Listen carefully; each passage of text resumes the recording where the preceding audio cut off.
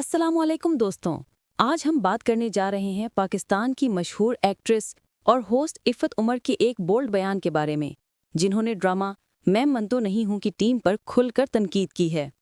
ये बयान सिर्फ एक छोटी सी बात नहीं थी, बल्कि इसने पूरी इंडस्ट्री में एक नई डिबेट चालू कर दी है। सबसे पहले थोड़ा बैकग्राउंड समझ लेते हैं। मैं मंटो नहीं हूं एक हाईली एंटिसिपेटेड ड्रामा है जिसमें टॉप लेवल एक्टर्स और प्रोड्यूसर्स शामिल हैं। इस प्रोजेक्ट से लोगों की बहुत एक्सपेक्टेशंस थीं, क्योंकि राइटर और डायरेक्टर दोनों ही स्ट्रॉन्ग नेम्स हैं। लेकिन जब से इफ़त उमर ने अपना रिएक्शन दिया है, सोशल मीडिया पर लोग इस पर डिवाइडेड नजर आ रहे हैं। उन्होंने कहा कि इंडस्ट्री में कुछ लोग सिर्फ अपनी पॉपुलैरिटी और पावर दिखाते हैं, लेकिन जब बात प्रोफेशनलिज्म और टीम वर्क की आती है तो सब कुछ फेक लगता है। उनके लफ्ज़ों ने फैंस को शॉक कर दिया, क्योंकि आमतौर पर सेलिब्रिटीज़ अपने कलीग्स पर ऐसी खुली तनकीद नहीं करते। इफ़त उमर ने एक इंटरव्यू में कहा कि मैं अब झूठ नहीं बोलूंगी। मुझे मालूम है कि कुछ प्रोजेक्ट्स सिर्फ नाम के लिए बनाए जा रहे हैं, टैलेंट और मेहनत को साइड पर रख दिया गया है। उनका इशारा किस तरफ था, इस पर लोगों ने बहुत गैसेस लगाए। कुछ फैंस ने कहा कि शायद वो मैं मंटो नहीं हूं के कास्ट मेंबर्स पर हिंट कर रही हैं, जबकि कुछ ने कहा कि ये उनका जनरल ओपिनियन है इंडस्ट्री के बारे में। लेकिन इफ़त का टोन और कॉन्फिडेंस देखकर लगता था कि वो किसी खास प्रोजेक्ट पर बात कर रही हैं। इसके बाद उनके क्लिप्स वायरल हो गए और सोशल मीडिया पर हैशटैग ट्रेंड करने लगा। हैशटैग इफ़त उमर और हैशटैग मैं मंटो नहीं हूं दोनों एक साथ टॉप पर आए।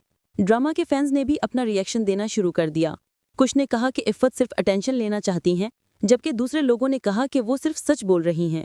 एक यूजर ने लिखा, अगर इफ़त उमर जैसी एक्सपीरियंस्ड एक्ट्रेस कुछ कह रही हैं तो ज़रूर कोई वजह होगी। दूसरे ने लिखा, ये सिर्फ पब्लिसिटी स्टंट है, ड्रामा का नाम बढ़ाने के लिए सब प्लान किया गया है। सोशल मीडिया पर मीम्स, ट्वीट्स और वीडियो एडिट्स वायरल होने लगे। हर कोई अपनी ओपिनियन दे रहा था, लेकिन एक बात कॉमन थी, इफ़त उमर ने चुप रहने का ऑप्शन नहीं चुना। वो अपनी बात हर प्लेटफॉर्म पर पूरे कॉन्फिडेंस के साथ कह रही हैं। इंडस्ट्री के कुछ लोगों ने भी रिएक्ट किया। कुछ एक्टर्स ने इफ़त की सपोर्ट में कहा कि ट्रुथ बोलना आजकल आसान नहीं और उनकी हिम्मत को सलूट किया। लेकिन कुछ लोगों ने उन्हें क्रिटिसाइज करते हुए कहा कि पब्लिकली किसी टीम पर उंगली उठाना प्रोफेशनल बिहेवियर नहीं है। यहाँ ये बात समझना ज़रूरी है कि इफ़त उमर पहले भी अपनी आउटस्पोकन नेचर की वजह से हेडलाइंस बनती रही हैं।